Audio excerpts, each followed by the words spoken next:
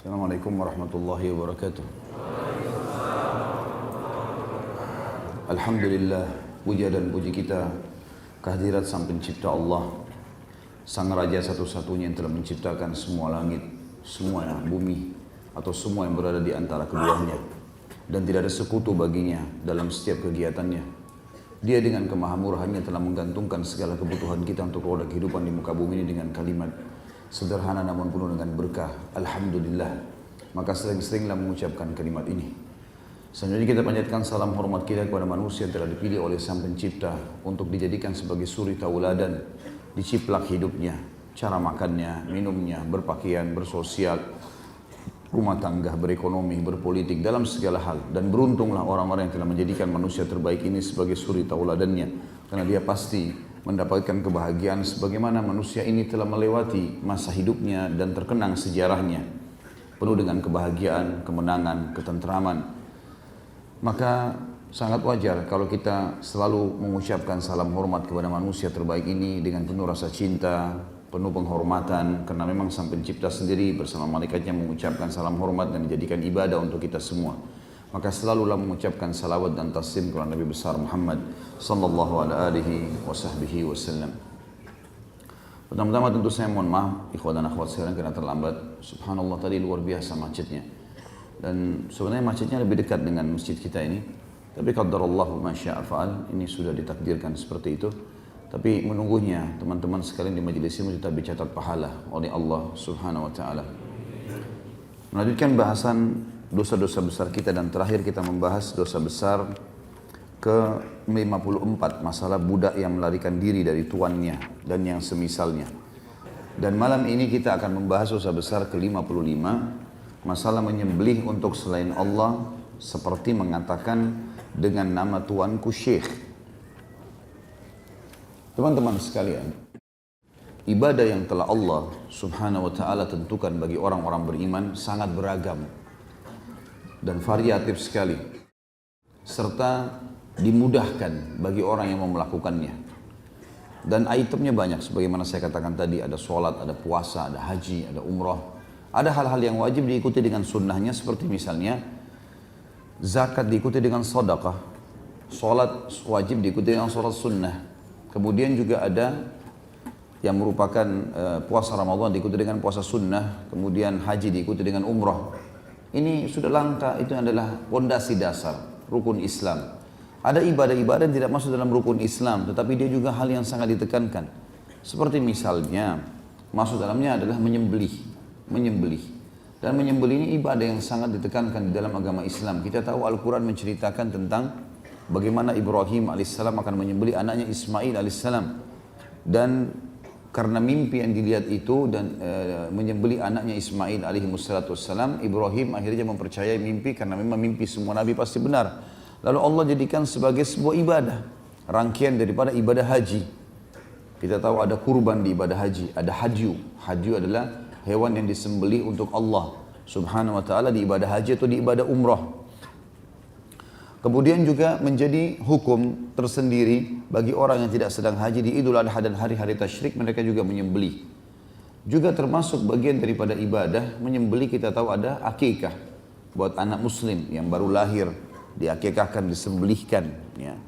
Hewan-hewan yang memang dianjurkan, tapi kalau akikah fokus kepada kambing atau domba. Anak laki-laki 2 ekor kambing atau domba, anak perempuan 1 ekor, tidak masalah.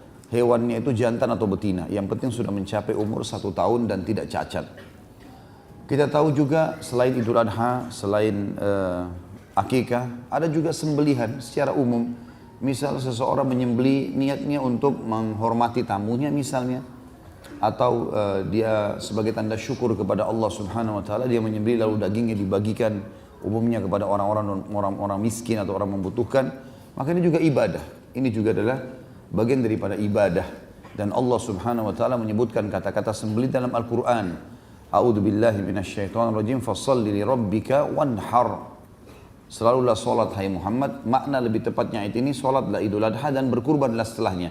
Tapi ulama tafsir menarik ayat ini lebih luas, mengatakan maknanya salatlah hai Muhammad dan ikuti salatmu itu dengan sering menyembelih. Dengan sering menyembelih. Baik itu menyembelih yang sifatnya tadi Idul Adha, ataupun menyembelih untuk akikah, ataupun menyembelih umumnya menghidangkan makanan untuk muslimin. Dan kita tahu Ibrahim alaihissalam selain memang sembelihan anaknya yang tidak jadi menjadi sebuah perintah dalam haji dan juga umrah, juga beliau terkenal orang yang sangat suka menyembelih sembelihan buat tamunya. Dikisahkan pada saat beberapa atau dua malaikat yang datang menjelma menjadi manusia ingin menghukum kaum Lut yang berada di Jordania, dan Lut alaihissalam adalah keponakannya Ibrahim alaihissalam, mampir di rumah Ibrahim alaihissalam. Ibrahim begitu lihat alaihissalatu wassalam dua malaikat, dan tidak tahu kalau ini malaikat manusia, menjelma menjadi manusia, tidak tanya kalian siapa, mau apa. Begitu salam depan pintu rumahnya, dia mengatakan silakan masuk.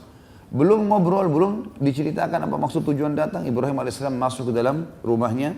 Kemudian dia langsung menyembelih anak sapi yang sehat, kemudian memasaknya dan menghidangkan buat tamunya.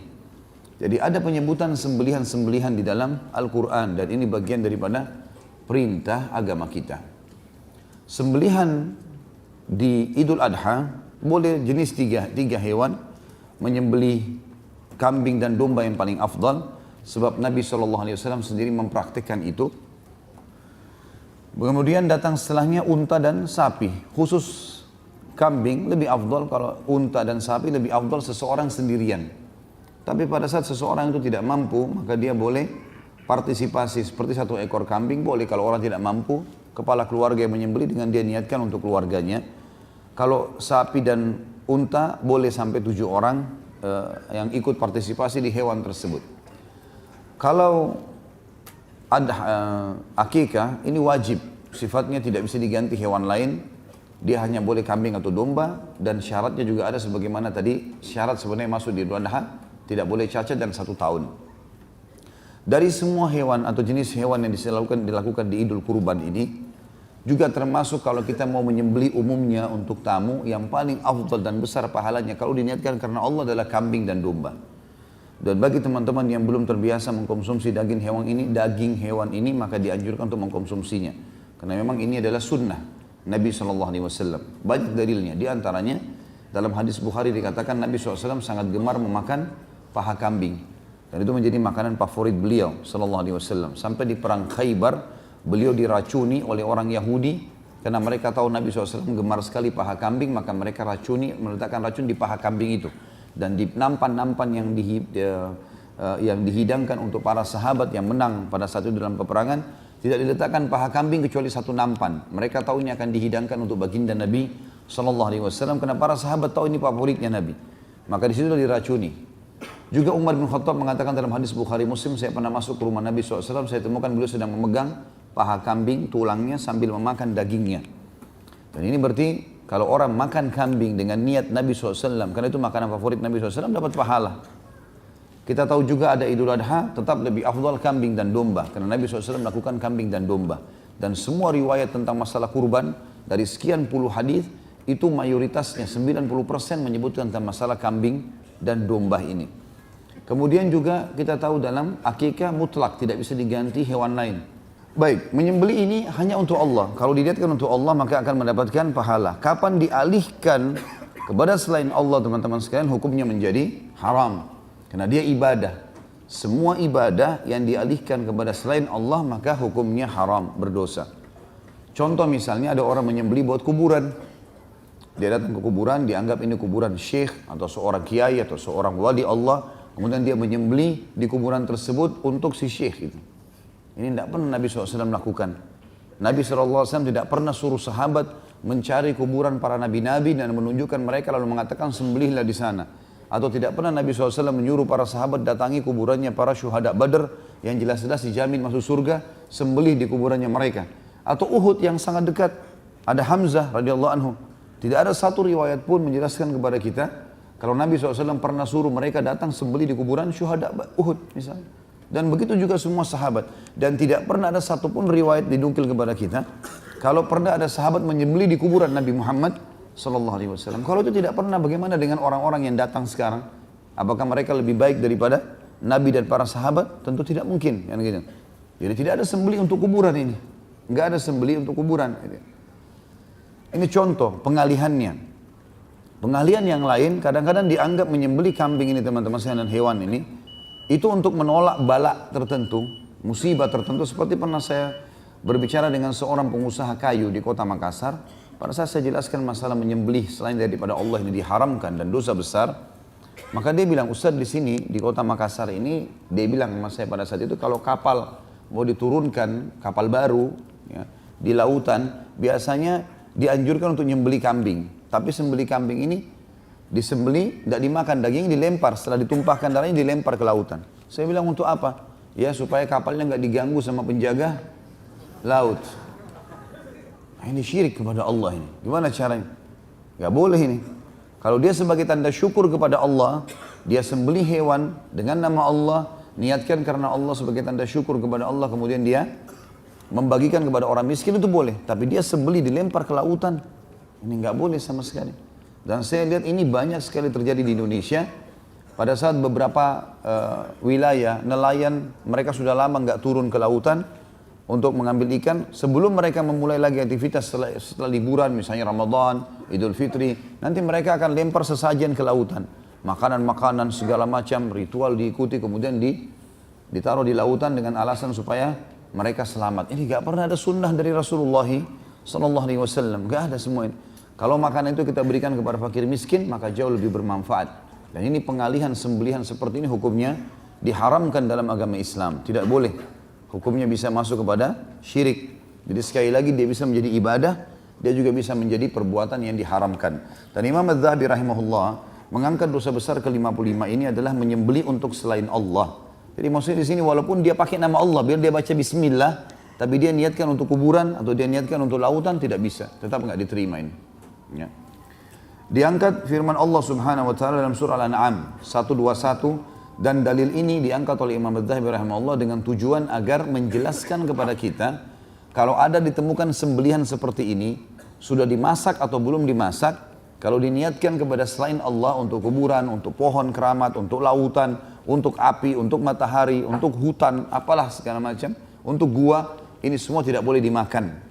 Tidak boleh dimakan. Surah Al-An'am 121 berbunyi, A'udzubillahi minasyaitonirrajim, wa la ta'kulu mimma lam yudhkar ismullahi alaihi wa innahu lafisq. Janganlah kalian memakan binatang-binatang yang tidak disebut nama Allah ketika menyembelihnya, karena sungguhnya itu adalah suatu kefasikan. Kata ulama tafsir makna ayat ini dua. Yang pertama, jangan pernah makan nama kalau sembelihan kalau tidak menyebutkan nama bismillah. Yang kedua, jangan pernah memakan sembelihan disebut nama Allah tapi ditujukan untuk selain Allah. Karena makna kalimat di sini disebutkan nama Allah ketika menyembelih, maksudnya memang bertujuan untuk Allah. Jadi bukan cuma sekedar penyebutan, gitu kan? Karena kalau hanya fokus pada penyebutan, ada hukum syar'i berlaku kepada sembelihan ahli kitab. Surah Al-Maidah nomor 5 ayat 5. Ini ada pengecualian yang menjelaskan sembelihan ahli kitab boleh dimakan. Mereka baca bismillah atau tidak. Umumnya surah Al-Maidah menyebutkan masalah itu, sembelihan ahli kitab halal. Berarti di sini ulama tafsir mengatakan yang lebih umum pendapat adalah di sini masuk makna orang-orang yang menyembelih ya, untuk selain Allah walaupun menggunakan nama Allah itu sendiri. Di dalam hadis Nabi SAW riwayat Hakim dengan sanad sahih, Al-Ala bin Abdurrahman dari bapaknya dari Hani Maula Ali radhiyallahu anhu majma'in bahwasanya Ali radhiyallahu anhu berkata, "Ya Hani, madza yaqulun nas?" Qala yadda'una anna 'indaka 'ilman min Rasulillah sallallahu alaihi wasallam la tudhiruh. Fastakhraja 'Aliyyun radhiyallahu anhu sahifatan min sayfihi fiha hadha ma sami'tu min Rasulillah sallallahu alaihi wasallam la'ana Allahu man dhabaha li ghairillah wa man tawalla ghaira mawali wa la'ana Allahu al-'aqqa li walidayhi wa la'ana Allahu al-muntaqisa manaril ard. Hai Hani, Hani ini kebetulan bekas budaknya Ali bin Abi Thalib, Ali bebaskan, makanya dikatakan Hani Maula Ali. Ali waktu itu jadi khalifah dan seringkali dia mengumpulkan informasi dari mantan budaknya ini. Dia selalu suruh keliling cari informasi. Ada apa? Orang sedang berbicara apa? Maka Hani berkata, ditanya, hai Hani, apa yang dikatakan orang-orang? Ada informasi baru nggak hari ini? Sebelum-sebelumnya Ali sering utus untuk mengumpulkan informasi dari masyarakat. Dia bilang ada, wahai Amir Mu'minin, ada sebagian masyarakat mengklaim bahwasanya Anda memiliki ilmu khusus dari Rasulullah SAW yang tidak Anda tampakkan. Dan ini sekaligus membantah perkataan orang-orang Syiah. Riwayat ini yang mengatakan bahwasanya Ali memiliki ilmu khusus yang tidak ditampakkan untuk orang lain, dan riwayat ini menyebutkan dengan lafaz itu. Maka Ali bin Abi Thalib mengeluarkan sebuah lembaran dari pedangnya, maksudnya dari sarung pedangnya.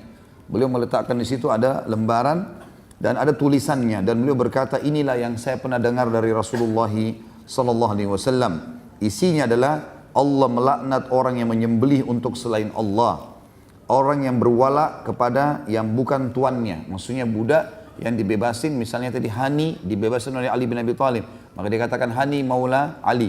Kalau ada yang mengatakan Ali yang bebasin, lalu dia mengatakan maula saya Uthman misalnya, maka ini termasuk dalam ancaman. Yang ketiga, Allah melaknat orang yang durhaka kepada kedua orang tuanya, dan Allah melaknat orang-orang yang mengurangi batas-batas tanah. Saksi bahasan kita potongan pertama, dan kata ulama hadis, kenapa Ali bin Abi Thalib sengaja menyebutkan ini?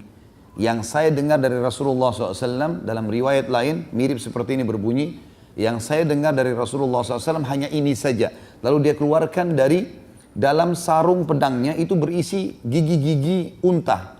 Jadi zaman dulu mereka tulis di tulang-tulang unta, di gigi unta diukir tulisan ayat-ayat atau hadis-hadis Nabi SAW. Mereka belum memiliki kertas kayak kita sekarang.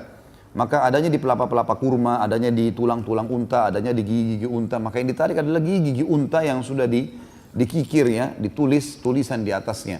Maka Ali mengatakan, saya tidak pernah ya mengetahui sesuatu yang saya sembunyikan dari Rasulullah SAW, dan yang saya riwayatkan, yang saya tahu pasti saya hafal adalah ini.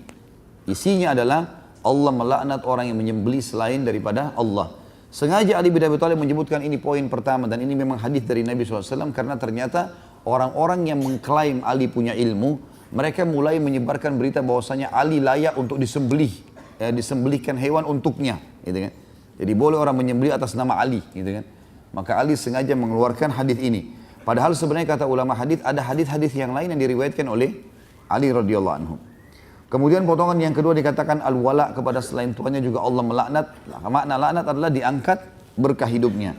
Allah melaknat orang yang durhaka dengan kedua orang tuanya, dan Allah melaknat orang yang mengurangi batas-batas tanah. Maksudnya adalah kalau dia punya tanah, dia beli kafling-kafling, kemudian sengaja dia geserkan patokan tanahnya untuk mencuri tanah orang lain. Ini ada hukum sendiri tentunya ya. Ini dosa besar juga. Nabi SAW mengharamkan mengambil sejengkal tanah.